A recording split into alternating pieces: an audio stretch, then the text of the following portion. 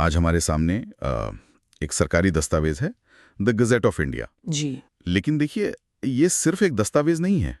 असल में ये हजारों लाखों लोगों की, उनकी मेहनत की कमाई की कहानी है। बिल्कुल। मेरा मतलब है, ये मल्टी स्टेट कोऑपरेटिव सोसाइटियां ये बनी तो थी आम आदमी को ताकत देने के लिए, पर कई बार कुप्रबंधन, परिवारवाद और घोटालों का शिकार हुई हैं।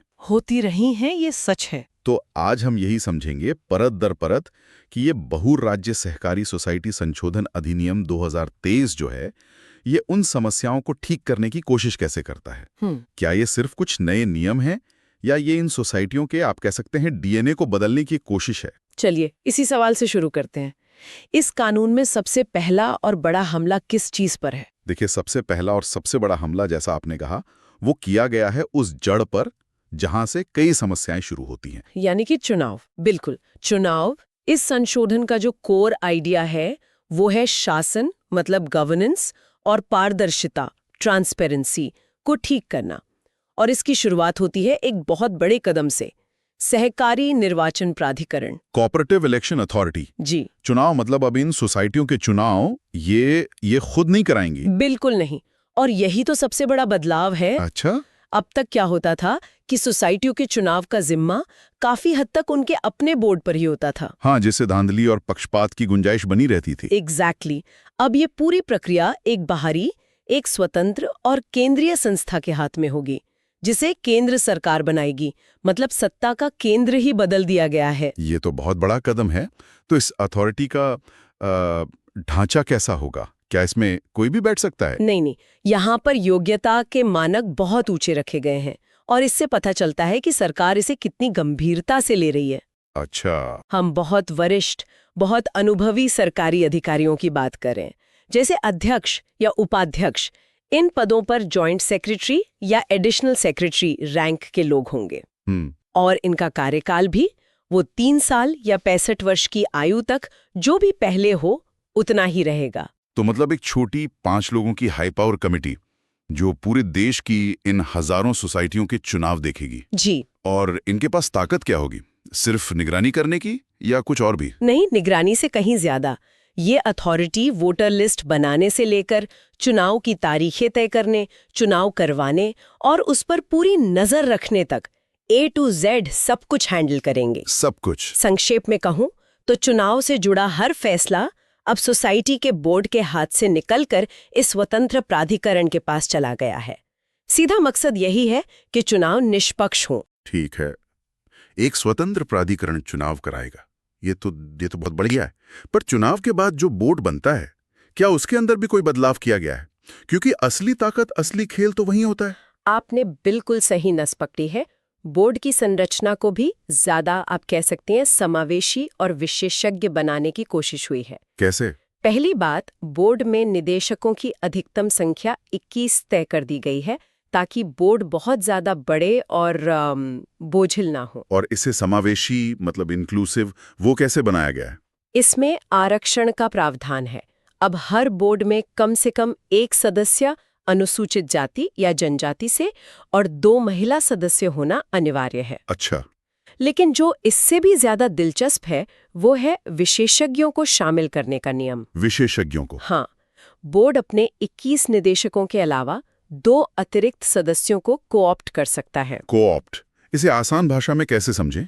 इसे ऐसे समझिए कि इस टीम में बाहर से 2 स्पेशलिस्ट आए जा रहे हैं। ओके। सिर्फ उनके सलाह और उनकी विशेषज्ञता के लिए ये वो लोग होंगे जिनके पास बैंकिंग, फाइनेंस या मैनेजमेंट जैसे क्षेत्रों का गहरा अनुभव हो। तो ये विशेषज्ञ बोर्ड के फैसलों को प्रभावित करेंगे? वो चर्चा में हिस्सा लेंगे, अपनी राय देंगे, जिससे फैसलों की गुणवत्ता बढ़ेगी।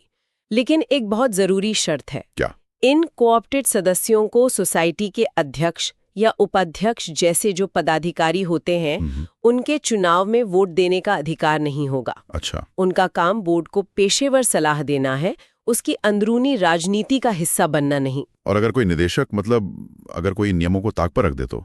क्योंकि नियम बनाना एक बात है, उन्हें लागू करवाना दूसरी। यहाँ पर बात सच में दिलचस्प हो जाती है। यहीं पर यह संशोधन बहुत सख्त नजर आता है। अयोग्यता के नियम बहुत कड़े कर दिए गए हैं। खासकर हितों के टकराव यानी कॉन्फ्लिक्ट ऑफ इंटरेस्ट को रोकने पर जोर है। अब कोई भी निदेशक ऐसे किसी भी कॉन्ट्रैक्ट या डील की चर्चा में शामिल नहीं हो सकता या वोट नहीं दे सकता जिससे उसे या उसके किसी रिश्तेदार को दूर दूर तक कोई फायदा पहुंच रहा हो। और ये रिश्तेदार की परिभाषा भी दी गई होगी या इसे गोलमोल छोड़ दिया गया है? नहीं, इसे जरा भी गोलमोल नहीं छोड़ा गया। परिभाषा बहुत लंबी और बहुत विस्तृत है। इसमें पति पत्नी, बच्चे, माता पिता से लेकर सौतेले रिश्ते, दादा दादी, पोते पोतियां, भाई बहन, यहाँ तक कि हिंदू अविभाजित परिवार HUF तक शामिल है। बाप रे।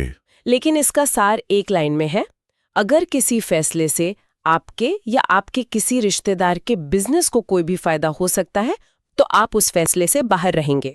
No exceptions. और कर्मचारियों की भर्ती को लेकर भी एक नियम है जो मुझे लगता है भाई भतीजावाद पर सीधा हमला है। हाँ, वो नियम कहता है कि किसी भी मौजूदा निदेशक का कोई रिश्तेदार उस सोसाइटी में कर्मचारी के तौर पर भर्ती नहीं किया जा सकता। अच्छा। ये सीधे सीधे नौकरियों में जो अंदरूनी सेटिंग होती है उसे रोकने की कोशिश है।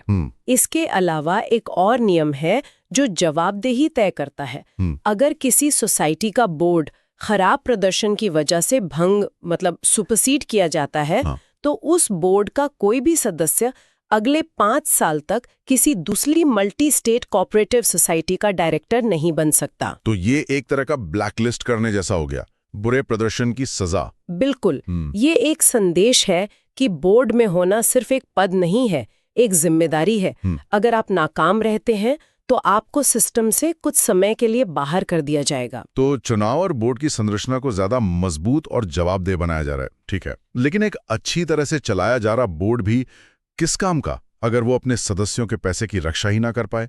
तो अब देखते हैं कि ये कानून वित्तीय सुरक्षा और सदस्यों के अधिकारों को कैसे सुनिश्चित करता है। यहाँ 3 बड़े और मैं कहूंगी गेम चेंजिंग बदलाव हैं। अच्छा। पहला है सहकारी पुनर्वास, पुनर्निर्माण और विकास कोष, cooperative rehabilitation, reconstruction and development fund. ये नाम तो बड़ा भारी भरकम है, लेकिन सुनने में किसी सुरक्षा कवच जैसा लग रहा है। आप इसे ठीक वैसा ही समझ सकती हैं। ये फंड बीमार मतलब सिक या संकट में फंसी सहकारी सोसाइटियों को बचाने के लिए बनाया जाएगा। अक्सर होता ये था कि कोई सोसाइटी वित्तीय संकट में फंसती थी और लाखों सदस्यों का पैसा डूब जाता था। अब इस फंड से ऐसी सोसाइटियों को मदद दी जा सकेगी। और इस फंड में पैसा कहाँ से आएगा? क्या सरकार देगी? नहीं, यही तो इसका डिजाइन दिलचस्प है। पिछले 3 सालों से लगातार मुनाफे में चल रही हर मल्टी स्टेट कोऑपरेटिव सोसाइटी को इस फंड में सालाना 1 करोड़ रुपए या अपने शुद्ध लाभ का 1% जो भी कम हो वो जमा करना होगा। अच्छा, तो ये एक तरह का सामूहिक बीमा है जहां सफल सोसाइटियां संकट में फंसी सोसाइटियों की मदद के लिए योगदान देंगी। जी। पर क्या इससे उन सफल सोसाइटियों में कोई नाराजगी नहीं होगी जिन्हें लगेगा कि वे दूसरों की नाकामी की कीमत चुका रही हैं? ये एक बहुत वैध सवाल है और निश्चित रूप से इस पर बहस होगी, लेकिन इसके पीछे का सिद्धांत सहकारिता की मूल भावना से जुड़ा है। मतलब सब मिलकर एक दूसरे का सहारा बने। बिल्कुल। ये एक इकोसिस्टम बनाने की कोशिश है जहां एक की कमजोरी को दूसरे की ताकत से संभाला जा सके। दूसरा बड़ा बदलाव है सहकारी शिक्षा कोष, कोऑपरेटिव एजुकेशन फंड। इसका क्या मकसद है? सोसाइटियों को अपने मुनाफे का 1% इस फंड में भी देना होगा।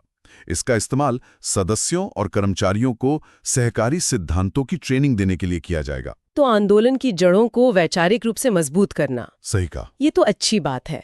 और सबसे जरूरी सवाल, सदस्यों की शिकायतों का क्या? मान लीजिए कोई सदस्य है, उसे अपना डिविडेंड नहीं मिला। पहले तो उसे बोर्ड के चक्कर ही काटने पड़ते थे।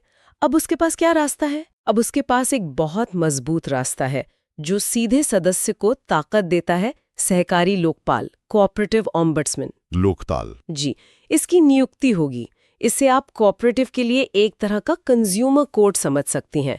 केंद्र सरकार अब एक या एक से ज्यादा लोकपाल नियुक्त करेगी। तो कोई भी सदस्य सीधे लोकपाल के पास जा सकता है? हाँ, अपनी जमा राशि, मुनाफे में हिस्सेदारी या किसी भी व्यक्तिगत अधिकार के हनन से जुड़ी कोई भी शिकायत सीधे लोकपाल के पास दर्ज कराई जा सकती है। और ये कोई नाम की संस्था नहीं होगी। लोकपाल को 3 महीने के भीतर फैसला देना होगा और उसके पास सिविल कोर्ट जैसी शक्तियां होंगी। सिविल कोर्ट जैसी मतलब वो किसी को भी पूछताछ के लिए बुला सकता है या दस्तावेज मंगवा सकता है। और जानकारी पाने का अधिकार? पारदर्शिता के लिहाज से ये बहुत जरूरी है। बिल्कुल। इसी के लिए सहकारी सूचना अधिकारी, कोऑपरेटिव इंफॉर्मेशन ऑफिसर का पद बनाया गया है। अच्छा। अब हर सोसाइटी को एक ऐसा अधिकारी नियुक्त करना ही होगा। कोई भी सदस्य एक तय फीस देकर सोसाइटी के कामकाज, प्रबंधन, वित्तीय स्थिति, इन सब से जुड़ी जानकारी मांग सकता है। तो ये सहकारी समितियों के लिए एक तरह का सूचना का अधिकार या आरटीआई जैसा हो गया। आप बिल्कुल सही समझे। तो हमने शासन और वित्त की बात कर ली।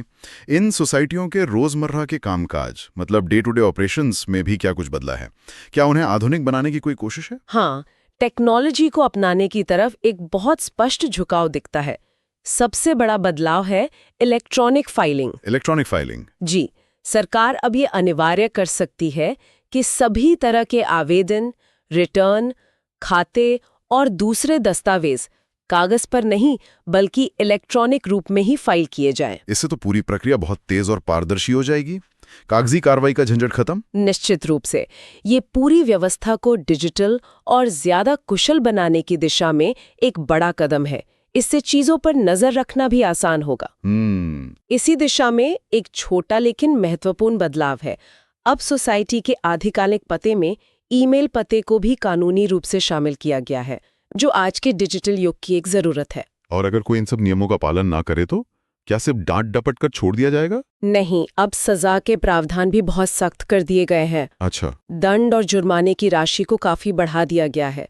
जैसे अगर कोई सोसाइटी गलत जानकारी देती है तो पहले जुर्माना 10,000 रुपए तक था, जिसे अब बढ़ाकर 1 लाख रुपए तक कर दिया गया है। 10 गुना की बढ़ोतरी? ये तो साफ संकेत है कि पुराने जुर्माने का कोई डर नहीं था। लेकिन क्या सिर्फ जुर्माना बढ़ाना काफी है या असल समस्या इन मामलों को पकड़ने और साबित करने में है? ये एक अहम मुद्दा है। कानून बनाना पहला कदम है, उसे लागू करना असली चुनौती। लेकिन कानून में अब सिर्फ जुर्माने तक बात सीमित नहीं है। और क्या है? अगर कोई जानबूझकर दस्तावेजों को नष्ट करता है या सोसाइटी के पैसे का इस्तेमाल करके अवैध लाभ कमाता है तो ऐसे अपराधों के लिए 1 साल तक की जेल का भी प्रावधान किया गया है। जेल भी हो सकती है? जी, ये दिखाता है कि सरकार अब इन मामलों को हल्के में नहीं ले रही है। तो इसका कुल मिला के मतलब क्या हुआ? अगर हम इन सारे बदलावों को एक साथ देखें तो क्या तस्वीर उभरती है? तस्वीर साफ है। ये संशोधन मल्टी स्टेट कोऑपरेटिव सोसाइटियों पर केंद्र सरकार के नियामक नियंत्रण यानी रेगुलेटरी कंट्रोल को बहुत मजबूत करता है। इसका मकसद इन सोसाइटियों को प्रोफेशनल बनाना, पारदर्शी बनाना और सबसे जरूरी उन्हें अपने सदस्यों के प्रति ज्यादा जवाबदेह बनाना है। और ये सारे कदम? हाँ, ये स्वतंत्र चुनाव प्राधिकरण, लोकपाल, सूचना अधिकारी और डिजिटल फाइलिंग, ये सब इसी एक बड़ी तस्वीर का हिस्सा है। ये सहकारी क्षेत्र में एक नए दौर की शुरुआत करने की कोशिश है। तो बहुराज्य सहकारी सोसाइटी संशोधन अधिनियम 2023 जी, ये महज एक कानूनी दस्तावेज नहीं है। नहीं, ये उन विशाल सहकारी संस्थाओं के काम करने के तरीके में एक बुनियादी बदलाव लाने की कोशिश है। बेहतर शासन, सदस्यों को ज्यादा अधिकार और एक वित्तीय सुरक्षा जाल का निर्माण। ये सब कागज पर तो बहुत मजबूत और प्रभावशाली लगता है। एक केंद्रीकृत और संरचित ढांचा बनाने का प्रयास स्पष्ट है, जिसका उद्देश्य दशकों से चली आ रही कुछ समस्याओं जैसे कुप्रबंधन और पारदर्शिता की कमी को दूर करना है। बिल्कुल। और यहीं पर हम अपने श्रोताओं के लिए एक विचार छोड़ना चाहेंगे। ये नए सख्त नियम और शक्तिशाली प्राधिकरण तो अपनी जगह हैं, पर असली चुनौती हमेशा इनके प्रभावी कार्यान्वयन में होती है। जमीन पर उतारने में। हाँ, क्या ये नया ढांचा वास्तव में जमीनी स्तर पर इन सोसाइटियों में एक सकारात्मक बदलाव ला पाएगा और उस आम सदस्य की आवाज को और मजबूत करेगा जिसके लिए ये संस्थाएं बनी थीं? इसका जवाब तो वक्त ही देगा। जवाब तो वक्त ही देगा, लेकिन इस पर नजर रखना निश्चित रूप से दिलचस्प होगा।